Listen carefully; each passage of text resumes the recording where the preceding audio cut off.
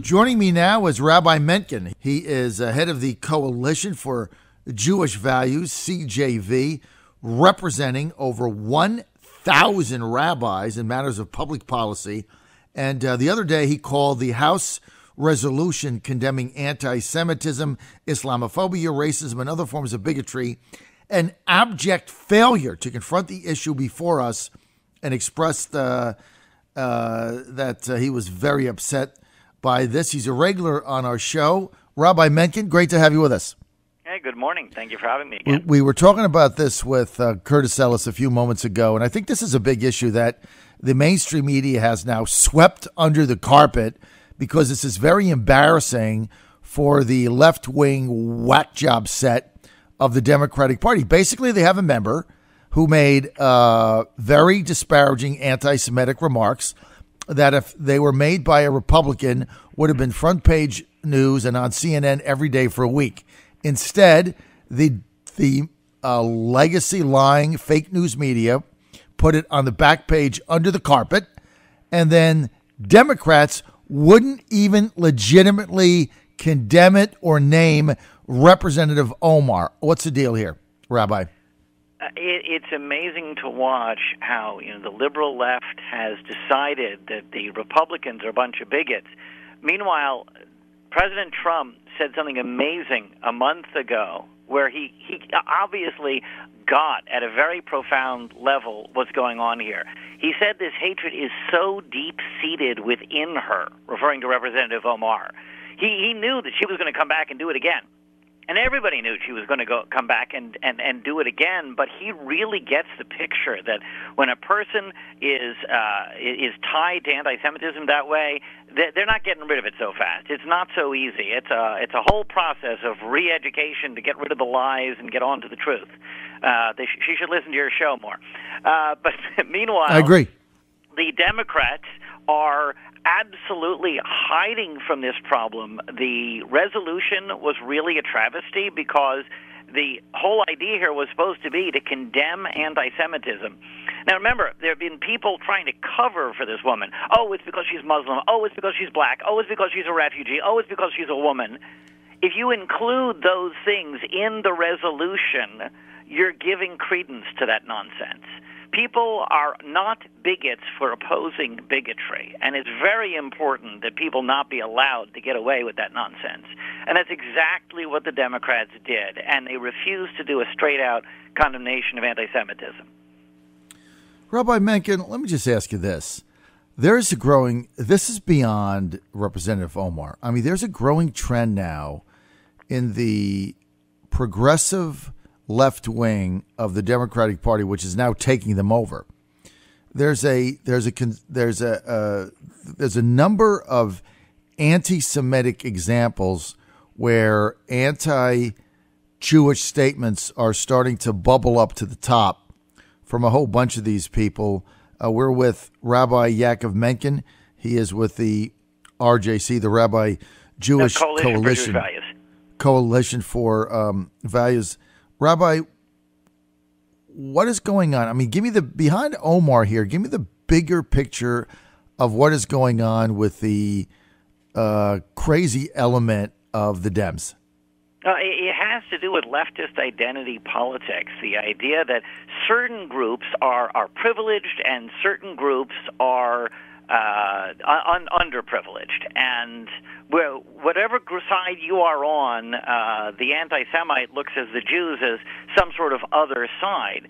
So you have members of the black community talking about Jews having white privilege. I mean, it may be true that a Jew who takes off his yarmulke and shaves his beard and hides his Jewish identity can get away with looking like any other Caucasian, but you look like me, you look like Orthodox people. It's very obvious who you are, and no, thank you very much. You do not have white privilege. You are more likely to get attacked in America than most any other ethnic group for who you are. And the leftists just fail to acknowledge this reality. And actually, the Black Caucus went so far. I mean, these are the same people when Black Lives Matter was going on. They said, we said all lives matter. And they're like, no, that's not addressing the issue. Well, here comes this resolution, and they refuse to address the issue.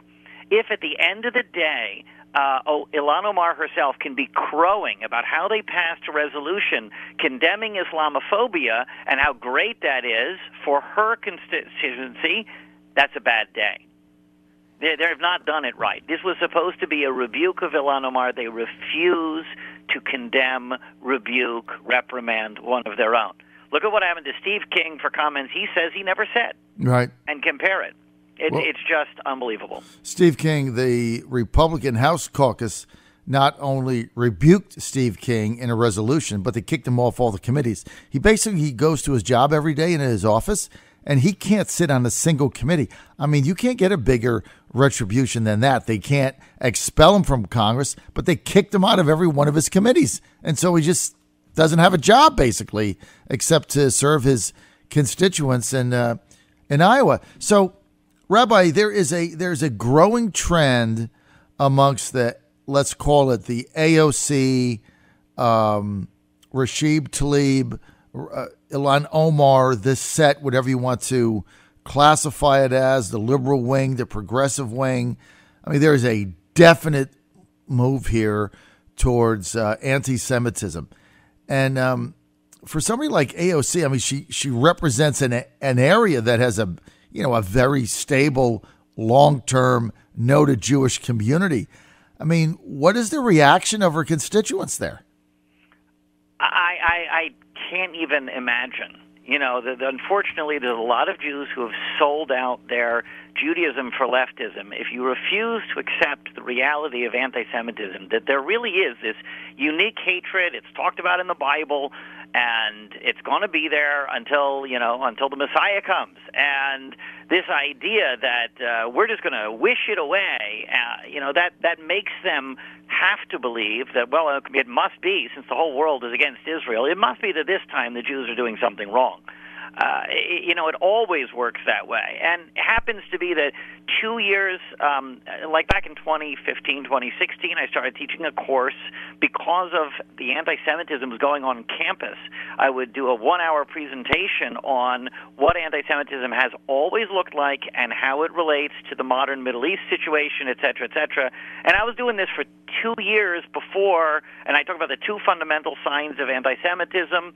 And then along comes Alexandria Ocasio-Cortez and says that these two things are the only things she, quote-unquote, knows about the Middle East.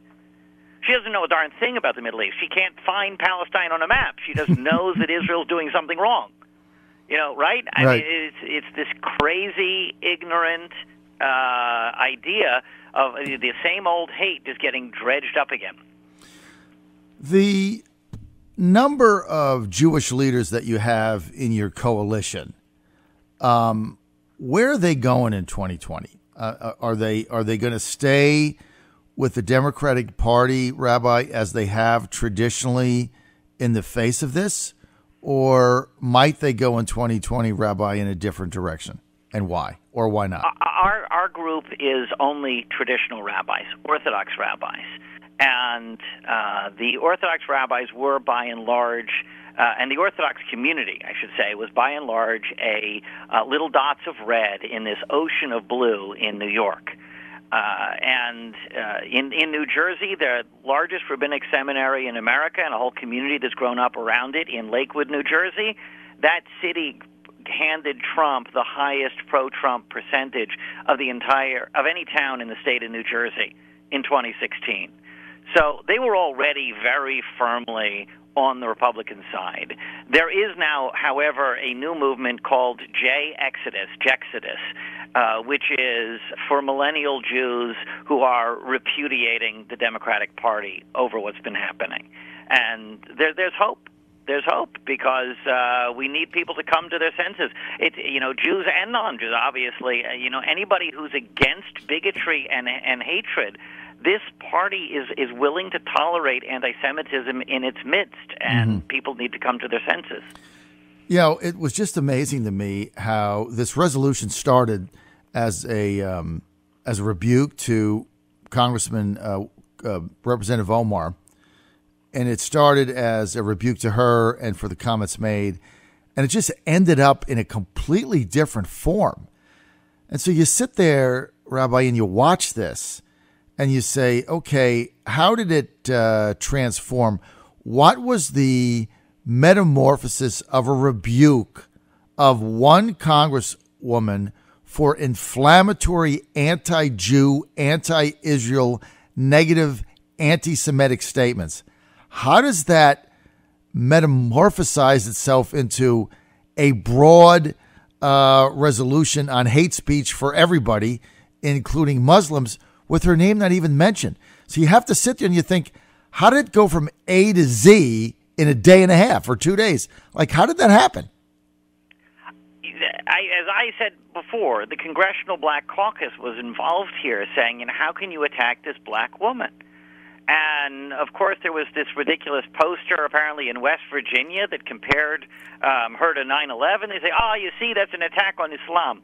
I'm like, no, I'm sorry. It may be very offensive, but let's be real here. This woman spoke alongside a terrorist supporter on behalf of an organization tied to terrorism and regularly condemns Israel for combating terrorism. If you are claiming that an attack on her that ties her to terrorism is an attack on Islam, then you are a bigot who thinks that Islam is inherently tied to terrorism. It's unbelievable, Rabbi. Now, that may be true or not. I'm not going to get into that debate, but it's just don't claim that automatically when you condemn this woman for her ties to terrorism and say, look, 9/11, blah, blah, blah. I mean, it may be very offensive. It may be very wrong, but it's not against her religion. It's against support for terrorism. Unbelievable. Rabbi, we're out of time for this segment. I want to thank you for being with us. We're with Rabbi Menken from the Coalition for Jewish Values. He represents over 1,000 rabbis in matters of public policy. Rabbi, thank you so much. Always great to have you on. Fabulous perspective, sir. Thank you. Appreciate it. Thank you very much.